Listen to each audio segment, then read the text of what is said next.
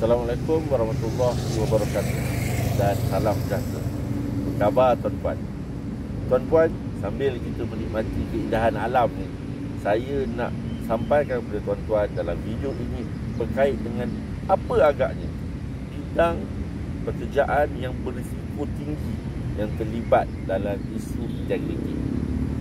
Pertama adalah sektor awam ataupun sektor kerajaan. Dalam bidang pentadbiran kerajaan ni, pelaksanaan tugas-tugas yang berkaitan dengan pengurusan dana awam dan pemerintahan ni sangat penting untuk menekankan tentang integriti. Kerana risiko rasuah, nepotisme, penyalahgunaan kuasa ataupun tindakan yang tidak bermoral boleh memberi kesan berintegriti dalam sektor ini.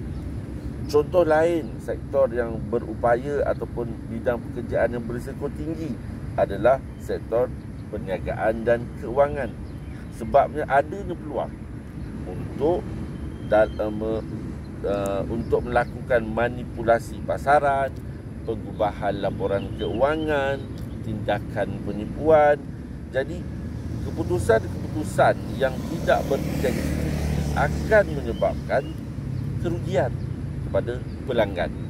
Jadi saya telah mengutarakan dua, walaupun sebenarnya pelbagai lagi sektor isu integriti boleh berlaku. Contoh dalam sektor pendidikan, media dan komunikasi, perubatan dan kesihatan, ataupun sektor-sektor penguatkuasaan serta sektor perusahaan.